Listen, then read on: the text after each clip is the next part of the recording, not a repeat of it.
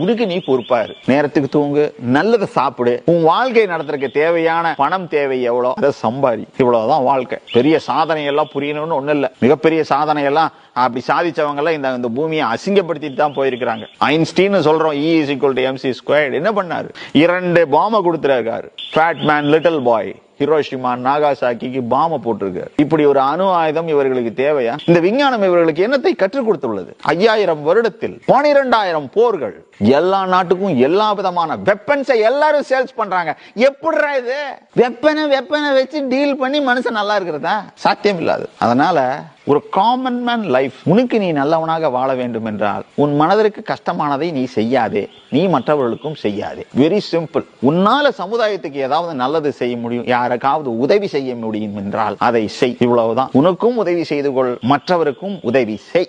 9/11 attacks முடிஞ்ச அப்புறம் world trade சென்டர்ல ஆபீஸ் வச்சிருந்த ஒரு கம்பெனி அவங்க எம்ப்ளாயீஸ் அன்னைக்கு வராதவங்கள ஒரு இன்டர்வியூ எடுத்தாங்க. அன்னைக்கு அவங்க லீவ் எடுத்ததுனால தான் உயிர் தப்பிச்சாங்க. பட் எந்த காரணத்துக்காக லீவ் எடுத்தாங்க அப்படின்னு கேட்டாங்க.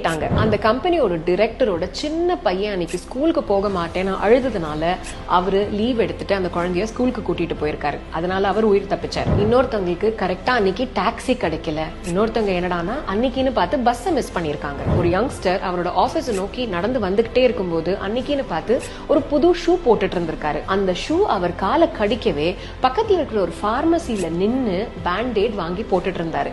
லைஃப்ல மெனி டைம்ஸ் நான் நினைச்ச வேலை நான் நினைச்ச டைம்ல நடக்கல, ஏதோ ஒரு தடை வருது அப்படின்னா இந்த கதையை நான் எப்பவுமே ஞாபகம் வச்சுப்பேங்க.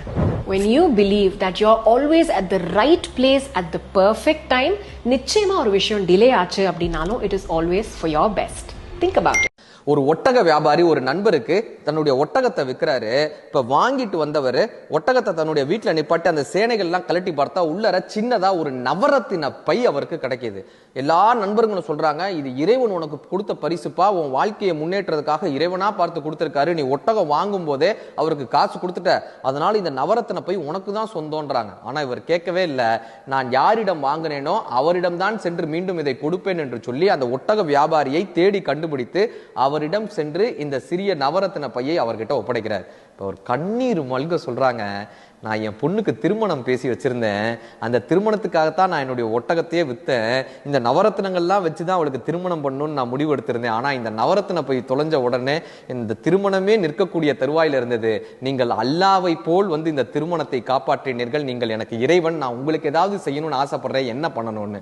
இப்ப இந்த நவரத்தின பைய திரும்ப கொடுத்தவர் சொல்றாரு, நான் உங்களிடம் கொடுப்பதற்கு முன்னாடியே அதுல 2 கற்களை நான் எடுத்துக்கொண்டேன்னு. இப்ப அவர் எண்ணி பார்த்துட்டு சொல்றாரு, எல்லா கற்களும் சரியா தானே இருக்கு, 2 கற்களை எடுத்துக்கிட்டேன்னு சொல்றீங்களே, 2 கற்களும் சரியா இருக்கேன். இல்ல, அந்த 2 கற்கள் என்ன தெரியுமா? எனது நேர்மை, எனது சுயமரியாதை என்கிற 2 கற்களை எடுத்துக்கொண்டுதான் நான் உங்களிடம் கொடுத்தேன். அது நீங்கள் வைத்திருக்கிற நவரத்தினங்களை விட அதிகமான விலை மதிப்பு உள்ளதுன்னு இவர் சொன்னாராங்க. நேர்மையாக இருப்பது முக்கியம் அல்ல, சந்தர்ப்பம் கிடைத்தும் தவறு செய்யாமல் எவன் ஒருவன் நேர்மையாக இருக்கிறானோ அவன் தான் நேர்மையானவன்.